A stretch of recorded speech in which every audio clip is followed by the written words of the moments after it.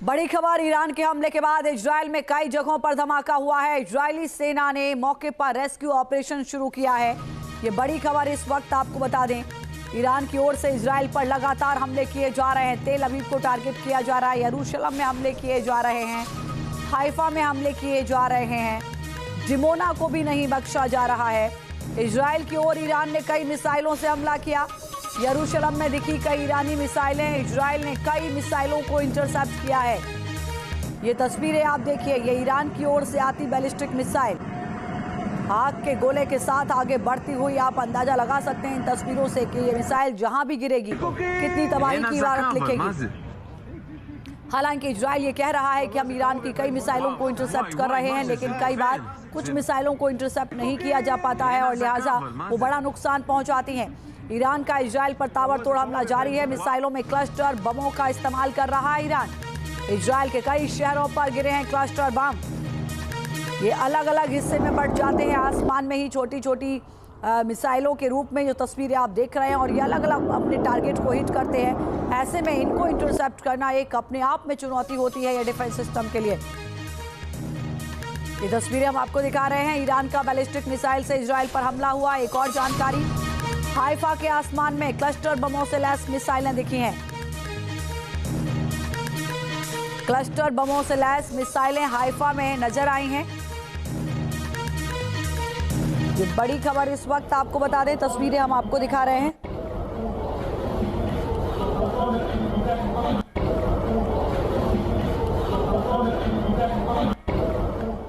इधर ईरान समर्थित मिलिशिया गुटों ने इरबिल में जोरदार हमला किया। कई रॉकेट और ड्रोन से इरबिल में अमेरिकी बेस और दूतावास को निशाना बनाया गया, जिसके बाद serum air defence system activate हो गया और अमेरिका की ओर से लगातार जवाबी कार्रवाई भी की जा रही है। 4 तस्वीरें इस वक्त हम आपको दिखा रहे हैं। इन तस्वीरों के जरिए आप अंदाजा लगा सकते हैं कि हालात किस तरीके के बने हुए हैं। यूएस दूतावास पर लगातार हमले किए गए, यूएस मिलिट्री बेस पर अटैक हुआ है, सीरम डिफेंस सिस्टम एक्टिवेट किया गया है। अमेरिका की ओर से इरबिल में रॉकेट से प्रहार किया जा रहा है। न्यूज नेशन के कैमरे में कैद हुई ईरानी मिसाइलें, ये बड़ी जानकारी। ईरान ने हाइफा पर मिसाइलों से हमला किया। ईरान मिसाइलों से गिर रहा क्लस्टर बम। हाइफा में इस वक्त क्या हालात हैं, हमारे संवाददाता राहुल डबाश जो ग्राउंड पर मौजूद हैं, वो ग्राउंड से आपको ज्यादा जानकारी दे रहे हैं।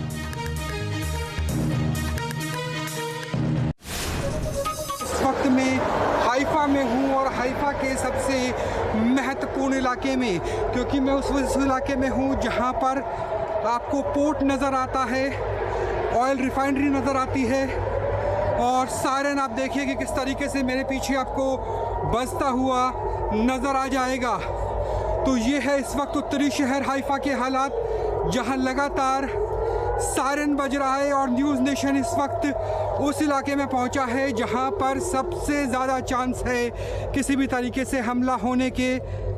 और आसमान को स्कैन करने की कोशिश, और देखिए सामने ही आपको हाइफा का, और ये देखिए जिस तरीके से हम कह रहे थे मिसाइल्स की शुरुआत हो चुकी है, और 2 मिसाइल्स एक साथ नज़र आ रही है।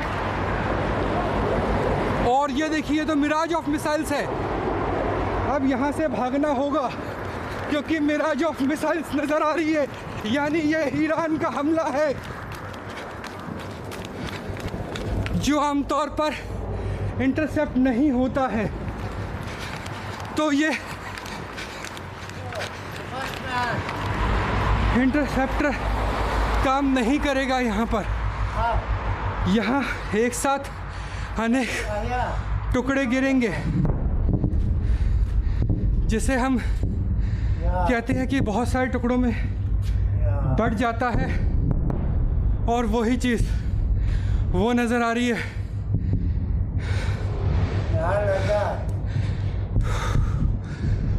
बहुत तेज़ दिल की धड़कनें, क्योंकि हमने देखा कि जो एक मिसाइल थी वो अनेक टुकड़ों में गिर गई, बिखर गई। तो इसका अर्थ है कि ये हिजबुल्लाह का नहीं, ईरान का मिसाइल हमला। और हाइफा का आसमान लगातार धमाके हो रहे हैं। तो ये स्थिति है इस वक्त हाइफा पर, और ठीक सामने आपको जो पोर्ट है वो भी नज़र आ जाएगा। ऑयल रिफाइनरी और पोर्ट के ठीक पास में मैं एक ओट लेकर के, आड़ लेकर के यहाँ पर मौजूद हूँ कि निश्चित तौर से ये जो हमला है ये हिजबुल्लाह नहीं, बल्कि ये हमला हिजबुल्लाह की तरफ से नहीं हुआ। ये हमला निश्चित तौर पर किया गया था ईरान की तरफ से, क्योंकि जो मैंने अपनी आंखों से देखा, मुझे नहीं पता कैमरे में कितना कैद हो पाया, लेकिन वो एक इंटरसेप्टर एक मिसाइल को रोकने के लिए चलता है और मिसाइल अनेक टुकड़ों में बट जाती है। यानी ये खुर्रम शहर 4 मिसाइल हो सकती है जो 70 से लेकर के 80 टुकड़ों में बट जाती है। यानी ईरान की तरफ से एक बेहतरीन टेक्नोलॉजी वाली मिसाइल के ज़रिए हमला किया गया है। ईरान के साथ समझौते को लेकर बोले हैं राष्ट्रपति ट्रंप, अब हमारे पास ईरानियों के लिए 15 सूत्रीय समझौता है। ट्रंप ने कहा, हम चाहते हैं ईरान के पास कोई परमाणु हथियार ना हो। परमाणु हथियार ना होने पर ईरान मान गया है। हमें संवर्धित यूरेनियम चाहिए। संवर्धित यूरेनियम पर सहमति बन गई है। ट्रंप कह रहे हैं कि जो हम चाहते थे वो दोनों ही शर्तें मान ली गई हैं।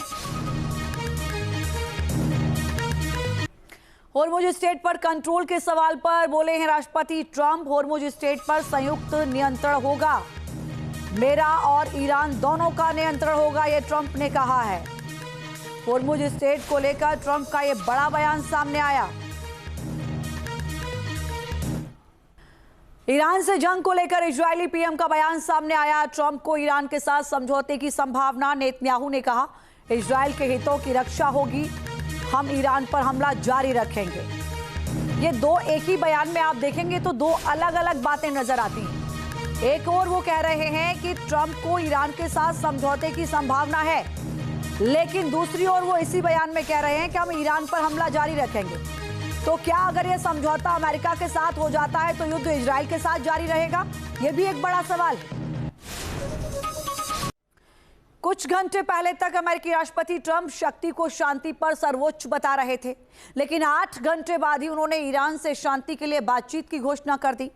इसके लिए ट्रंप ने ईरान के एनर्जी फैसिलिटी पर हमला न करने का ऐलान भी किया।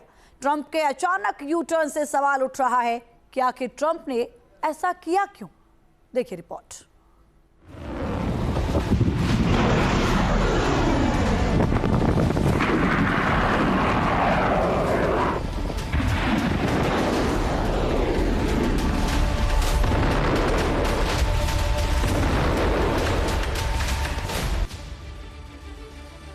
पहले ईरान को 48 घंटे का अल्टीमेटम,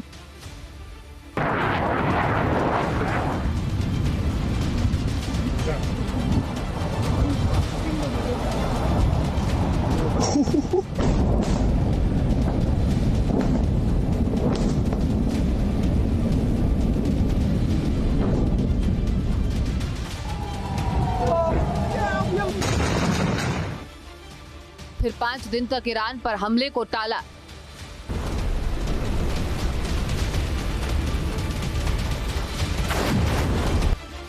जंग रोकने पर मजबूर क्यों हुआ अमेरिका?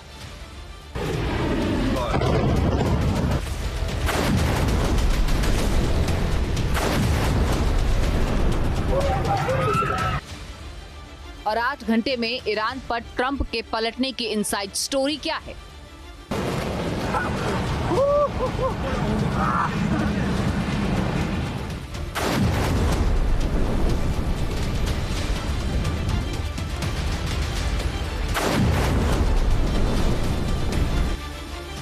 आठ घंटे पहले अमेरिकी राष्ट्रपति ट्रंप शक्ति को शांति पर सर्वोच्च बता रहे थे, लेकिन 8 घंटे बाद ही आखिर ऐसा क्या हो गया कि शांति के लिए बातचीत की घोषणा उन्हें करनी पड़ गई?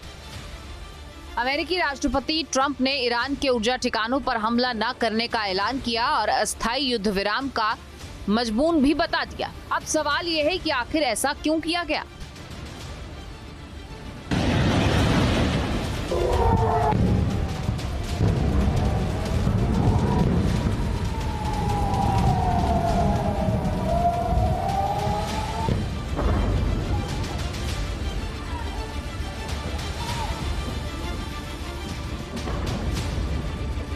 24 दिन की इस जंग में ईरान ने ड्रोन मिसाइल दागकर अमेरिका की हवा टाइट कर दी। साथ ही हॉर्मुज का इस्तेमाल कर प्रेशर बना दिया और अमेरिका को घुटनों पर ला दिया। यही वजह है कि सोमवार सुबह तक जंग को बढ़ाने की बात करने वाले ट्रंप 8 घंटे बाद ही सीज फायर पर आ गए। पर यह सब आखिर हुआ कैसे?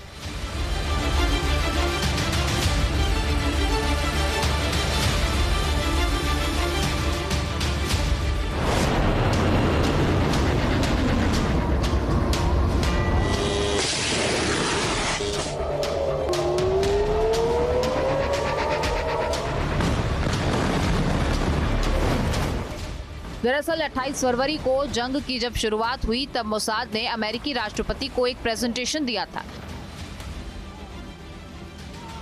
इसमें कहा था कि शुरुआती हवाई हमले के बाद ईरान की जनता सड़कों पर आएगी और जनता अगर सड़कों पर आई तो खुद इस्लामिक गणराज्य की सरकार सत्ता से बेदखल हो जाएगी। युद्ध का ब्लूप्रिंट भी वैसे ही बनाया गया जैसे कि मोसाद ने प्लान किया था। अब प्लान के मुताबिक तो इजराइल और अमेरिका ने जंग के पहले दिन ही सुप्रीम लीडर खामेनेई की हत्या कर दी, ईरान के अली लारिजानी की भी हत्या कर दी और बावजूद इसके जनता सड़कों पर नहीं आई। मीडिया रिपोर्ट की माने तो मोसाद का ये आंकलन पूरी तरह से फेल हुआ। ऐसे हालात में अब ट्रंप के पास एक ही विकल्प था कि जंग में आगे बढ़ें, पर इसके लिए अमेरिका को ईरान की सरजमी पर सैनिक भेजने पड़ते, यानी ग्राउंड ऑपरेशन करना पड़ता। पर यह फैसला लेना अमेरिका के लिए इतना आसान नहीं था। अगर सैनिक ईरान में मारे जाते तो पूरी दुनिया में ट्रंप की किरकिरी होती और यह भी तय नहीं था कि सैनिक भेजने से वहां तख्ता पलट हो ही जाता।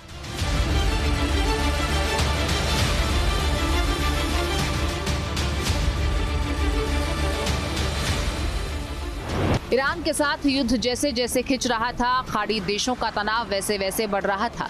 ईरान के मिसाइल हमले खाड़ी देशों को लहूलुहान कर रहे थे और अमेरिका पर खाड़ी देश खासकर ओमान, कतर, सऊदी अरब का दबाव था कि जंग का फायदा इजराइल को हो रहा है पर नुकसान हमें उठाना पड़ रहा है।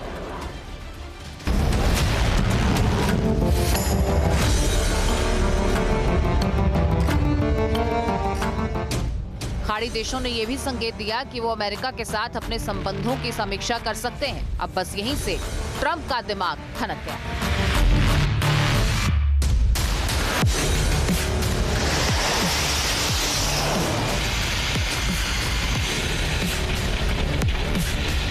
दरअसल खाड़ी में अमेरिका और ट्रंप का भारी निवेश है। द टेलीग्राफ ब्रिटेन के मुताबिक अगर अमेरिका ईरान के किसी ऊर्जा ठिकाने पर हमला करता तो तेहरान ने खाड़ी देशों को पंगु बनाने का प्लान कर लिया था। इसके तहत ईरान ने Bahrain, Jordan, Saudi, Qatar, Kuwait के तेल और गैस ठिकानों पर हमले की तैयारी की थी। कतर ने अमेरिका को बता दिया था कि खाड़ी देश नहीं चाहते हैं कि उनके ठिकानों पर हमला हो।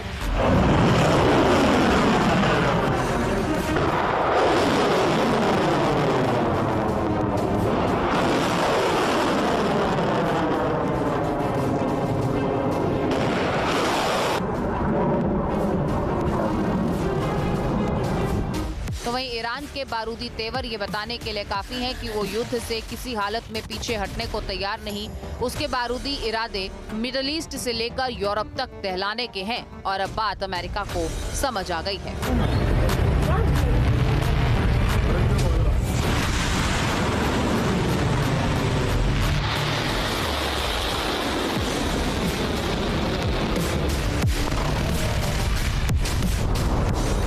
वॉशिंगटन पोस्ट के मुताबिक डोनाल्ड ट्रंप ने अपने सुरक्षा सलाहकार डेन केन के साथ हॉर्मुज स्ट्रेट को लेकर मीटिंग की। ट्रंप ने केन से पूछा कि आखिर आप लोग हॉर्मुज में युद्धपोत क्यों नहीं भेज रहे हैं। इस पर केन का कहना था, हॉर्मुज का समाधान युद्धपोत से नहीं निकलेगा।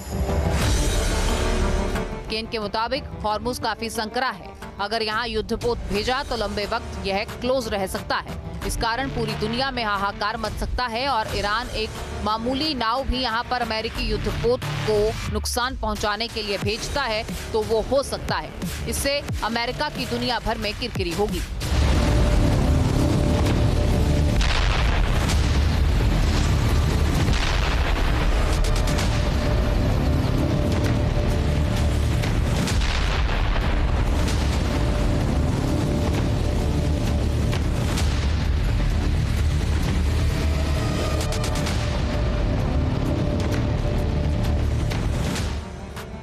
ट्रंप को शुरुआत में ये उम्मीद थी कि उसे ईरान के खिलाफ जंग में नाटो या दुनिया के अन्य मुल्कों का साथ मिलेगा, लेकिन जब मदद का वक्त आया तो सभी ने हाथ खींच लिया।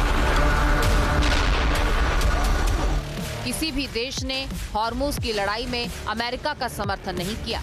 शुरू में ट्रंप नाटो और यूरोप पर आग बबूला जरूर हुए, पर आखिर में उन्हें अपना ही फैसला बदलना पड़ा। Team news nation.